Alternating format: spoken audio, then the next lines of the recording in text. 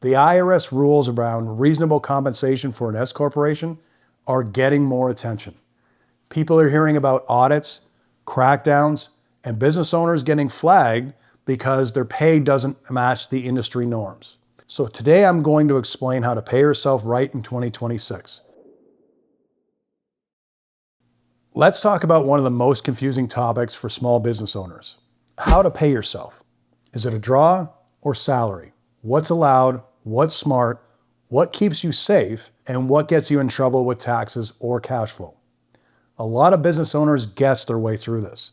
They pay themselves whatever's left over, or they take money randomly, or they avoid paying themselves because the business needs it more. And lastly, they pay themselves in a way that feels right, but creates tax problems later. And now we're heading into 2026. The IRS rules around reasonable compensation for an S corporation are getting more attention. People are hearing about audits, crackdowns, and business owners getting flagged because their pay doesn't match the industry norms. So today I'm going to explain how to pay yourself right in 2026. Whether you're an LLC, an S corporation, or a single member business. We're going to cover what owner draws are, what salaries are, the pros and cons of each, how tax works, and the method I use with clients to set up cleanly and confidently. Let's get into it. Part 1, owner draw versus salary. Let's go through the simple definitions. Let's start this with plain English. Owner draw. An owner draw is where you take money out of the business as an owner. You're not being paid as an employee. You're taking distributions. This is common for LLCs, sole proprietorships, and partnerships. Draws are flexible. You take what you need when you need it, as long as the business has enough cash. There's no payroll tax on the draw itself, but the business income still passes through to you on your personal taxes. Salary. A salary is when the business pays you as an employee through payroll. You get a paycheck. Taxes come out automatically. You get a W-2 at the end of the year. This is required for S corporations because the IRS wants business owners to be on payroll if they do meaningful work in the business. Salaries create structure. They also create payroll taxes, which some owners complain about, but they give you clean financials and a lower audit risk. The big difference? A draw gives you flexibility, a salary gives you legitimacy. Both have a place, both can be correct, but they're not interchangeable. Part 2, how this works for different business types. Every business type has a different set of rules. Here's a simple breakdown for 2026. If you're an LLC and you're taxed as a sole proprietorship, you cannot pay yourself a salary. You take owner draws. All the profits pass through to you personally. You pay self-employment tax on profit, not draws. Simple. If you're an LLC being taxed as an S corporation, this is where the confusion happens. You must take a salary. It's not optional. The salary must be reasonable compensation based on your industry norms. After that, you can take distributions or draws, which are not subject to payroll tax. If you're just an S corporation, not an LLC, the same rules apply as above. A salary is required, distributions are allowed. The mix between the two is what determines your tax outcome. If you're a partnership, partners cannot take payroll unless they're also employees delivering services in a special arrangement. Most pay comes from guaranteed payments or distributions. C corporations.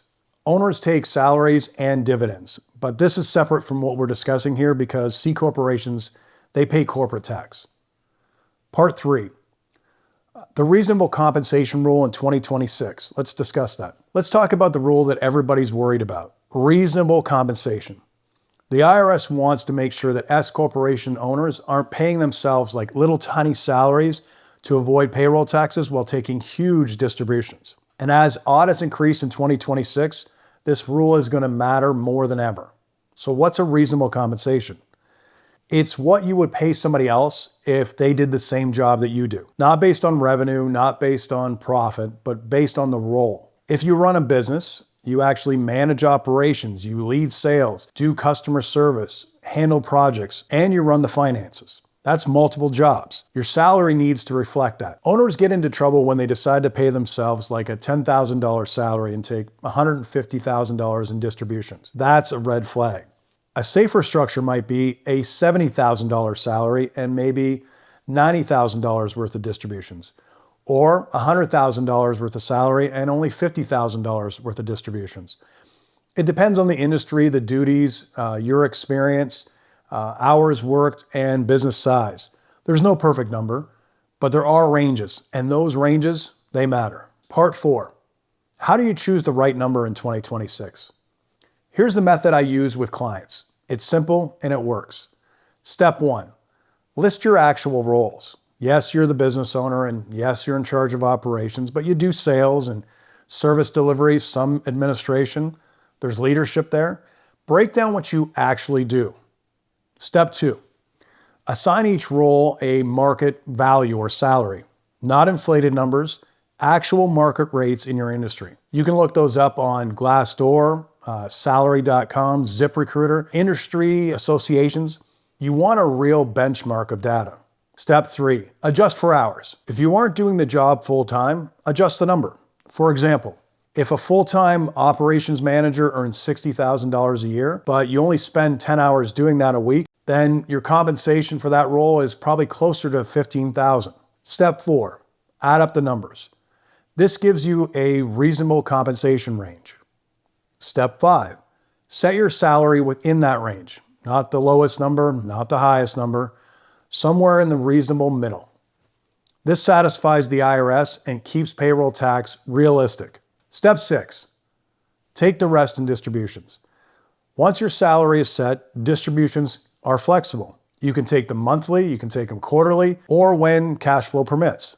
This is the cleanest way to pay yourself in 2026 while avoiding those red flags. Part 5, what are the pros and cons of draws versus salary? Let's break this down simply. What are the benefits of an owner draw? Well, it's flexible, it's simple for LLCs, there's no payroll process required, it's lower administration, and good for cash flow if it's inconsistent in a business. The cons of an owner's draw, though, is there's no tax withheld. It's hard to plan for, it's easy to take too much, it's easy to take too little. Personal and business finances, they get tangled.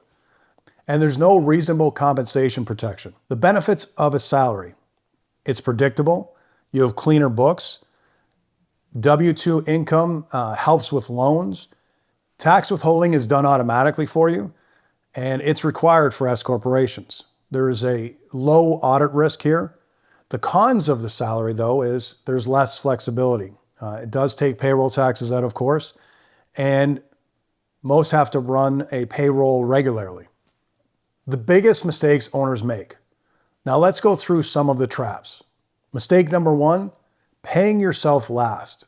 It's not noble, it's destructive. If your business can't afford to pay you, the business model is broken. Mistake number 2, taking random draws when the bank account looks good. This creates chaos. Draws need structure, just like salary. Mistake number 3, paying yourself too little to avoid taxes. This is how owners get audited. Low salary and a high distribution, again, that's a red flag. Mistake number 4, paying yourself too much when cash flow is weak.